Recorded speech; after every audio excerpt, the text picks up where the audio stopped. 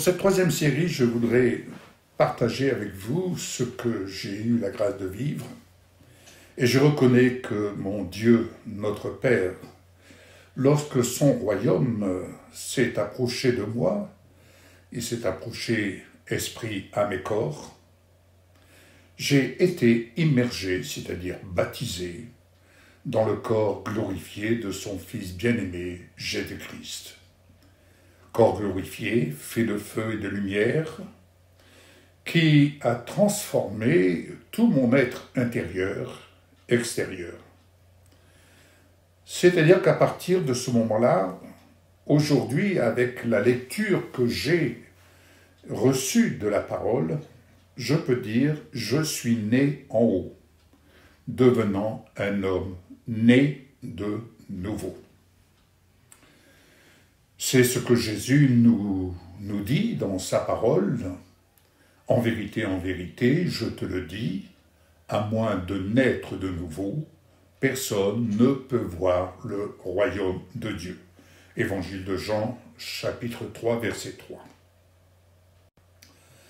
Alors béni soit Dieu, notre Père, le Père de notre Seigneur Jésus-Christ, car conformément à sa grande bonté, il nous fait naître de nouveau à travers la résurrection de Jésus-Christ pour une espérance vivante.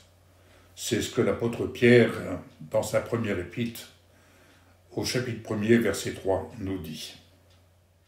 Jésus nous dit encore « En vérité, je vous le dis, celui qui écoute ma parole et qui croit à celui qui m'a envoyé à la vie éternelle.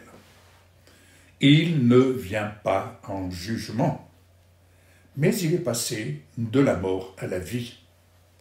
Et c'est ce que j'ai eu la grâce de vivre, comme tant d'autres, de passer du séjour des morts à la vie éternelle, c'est-à-dire ayant accès au trône de la grâce. Jean 5, verset 24. En effet, nous tous qui avons été baptisés en Christ, nous avons revêtu Christ, c'est-à-dire que nous avons été revêtus de Christ. C'est ce que Paul dit dans Galates 3, verset 27.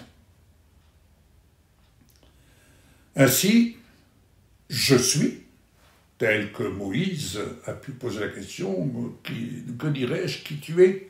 Tu diras, je suis. Je suis a fait de moi son temple, où l'œuvre de son esprit, du Dieu vivant, témoigne de gloire en gloire à mon esprit, ma vie cachée en Christ. Et il en est ainsi pour vous, bien-aimés. Dieu témoigne de gloire en gloire à votre esprit, votre vie cachée en Christ, dès l'instant où vous avez fait alliance avec lui. En effet, ne savez-vous pas que vous êtes le temple de Dieu et que l'Esprit de Dieu habite en vous lorsque vous recevez Jésus dans votre cœur comme Sauveur et Seigneur de votre vie?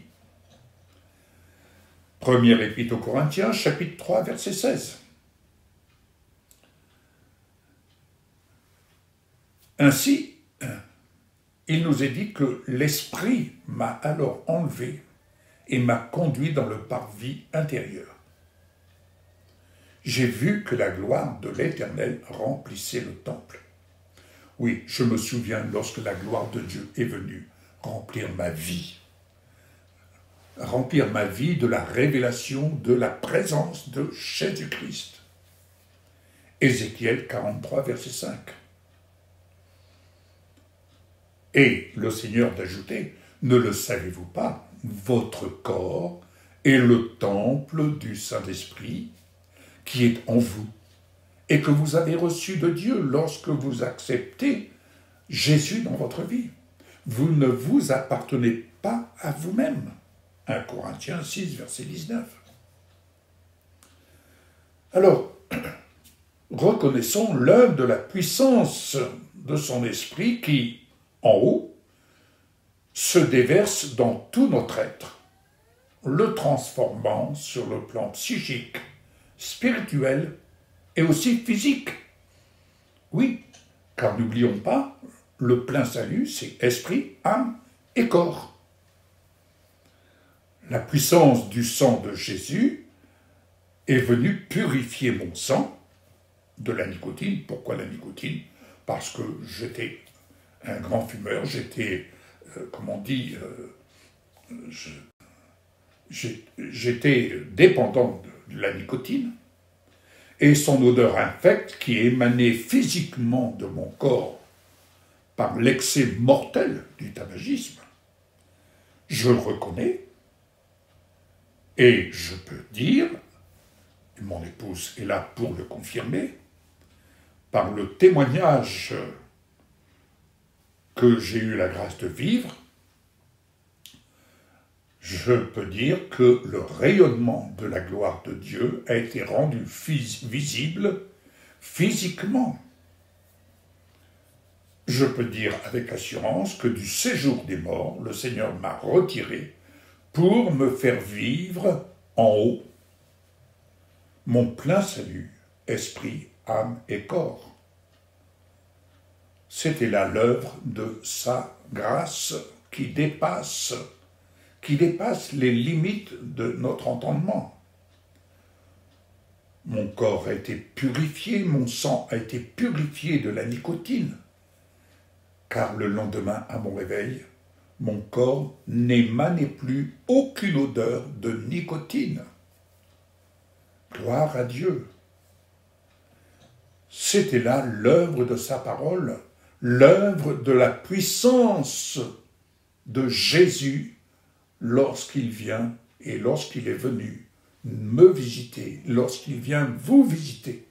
Je parle de la puissance du nom de Jésus, qui par son esprit vient nous conduire à sa rencontre dans ce temple que nous sommes et que nous devenons par grâce. Oui, il m'a fait découvrir jour après jour l'œuvre du « Je suis » qui est venu habiter ma vie et me révéler ma vie cachée en Christ, avec qui je suis assis dans les lieux célestes. Ainsi, si donc vous êtes ressuscité avec Christ, je ne peux que vous exhorter à rechercher les choses d'en haut, où Christ est assis à la droite de Dieu. C'est ce que j'ai fait dès le départ de ma vie, de ma marche avec le Seigneur. Je me suis attaché aux réalités d'en haut et non à celles qui sont sur la terre. C'est pourquoi je dis très souvent, je sais d'où je suis sorti et je sais où je vais. Mais je veux aller plus loin, plus profondément, afin de connaître, de découvrir ma vie cachée en Christ. Oh, c'est extraordinaire parce qu'on la découvre au fur et à mesure que nous progressons, que nous sortons de nos rituels. En effet, après avoir connu la mort spirituelle, j'apprends à connaître ma vie cachée avec Christ en Dieu. Et quelle vie!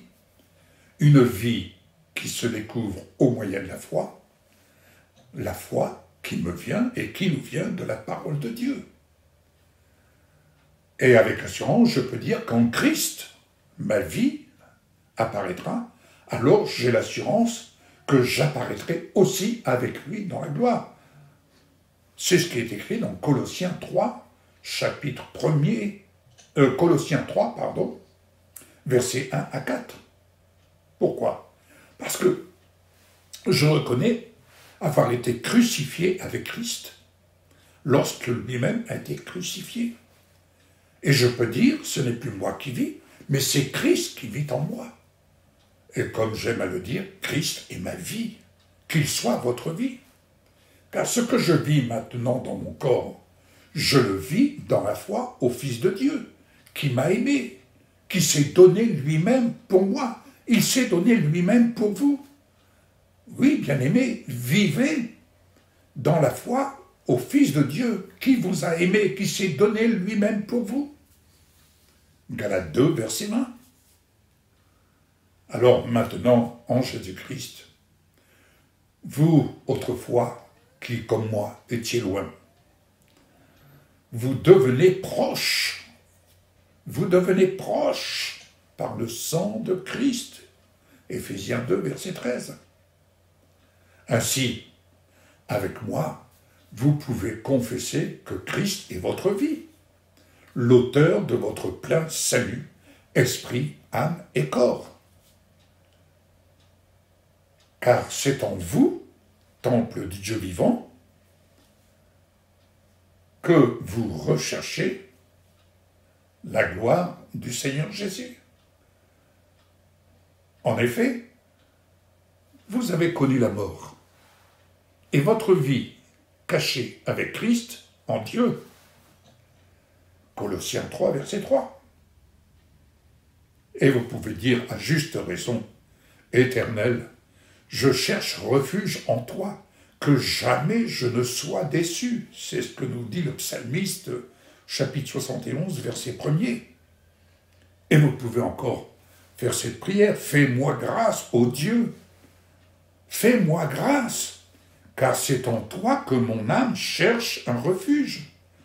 Je cherche un refuge à l'ombre de tes ailes, jusqu'à ce que le malheur soit passé.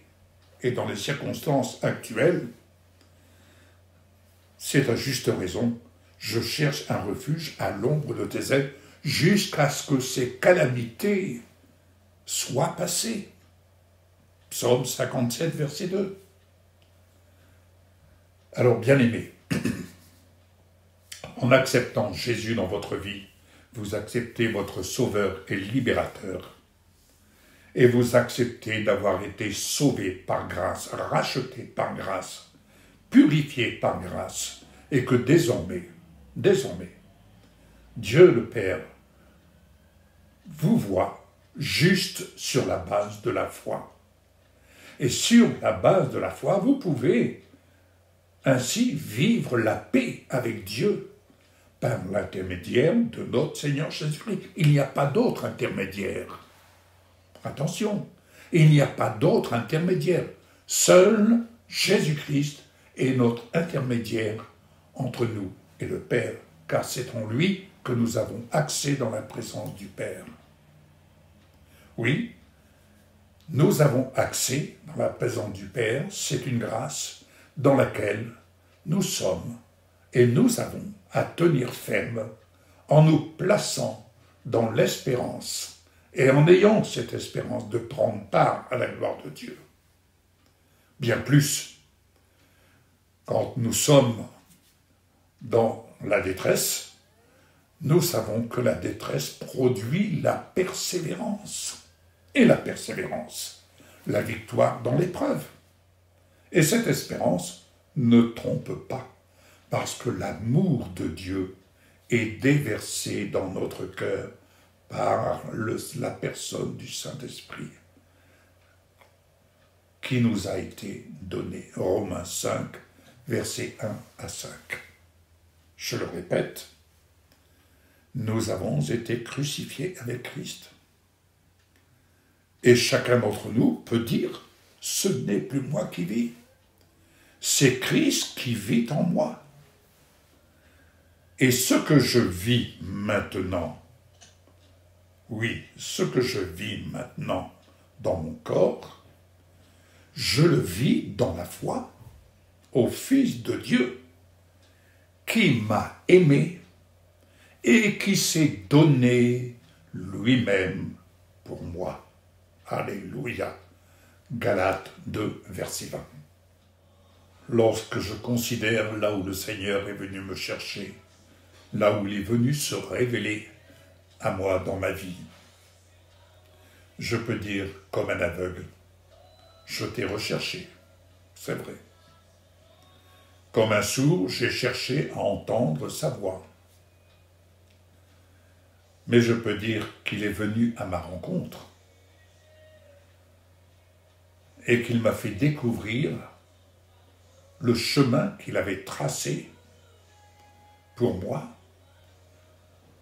chemin dans lequel il m'a appris la vérité et à la vivre. Désormais, je sais où est mon trésor. Je sais qui est mon trésor. Il se nomme « Je suis ». Et là où est mon trésor, là est mon cœur. Est-ce qu'il en est de même pour vous? Je prie afin qu'il en soit de même pour vous, bien-aimés. Et s'il en est de même pour vous, gloire à Dieu. Vous savez, la parole nous dit encore que des aveugles et des boiteux s'approchèrent de lui dans le temple. Et qu'est-ce qu'il a fait? Il les a guéris. Matthieu 21, verset 14. N'est-ce pas Dieu qui a mis à sec la mer, l'eau du grand abîme? N'est-ce pas lui qui a tracé dans les profondeurs de la mer un chemin pour le passage des rachetés? Ésaïe 51, verset 10. Ah, bien-aimé, quand il dit dans sa parole, « Je leur donnerai un seul cœur, un seul chemin, afin qu'ils aient toujours la crainte de moi pour leur bonheur et celui de leurs enfants après eux. » Jérémie 32, verset 39. Cela n'est pas sans me rappeler que le Seigneur vient rechercher ses dispersés pour former un seul troupeau, un seul berger. Oui, un seul cœur, un seul chemin. Et que chacun, et que ce petit troupeau ait la crainte de son nom. Alléluia.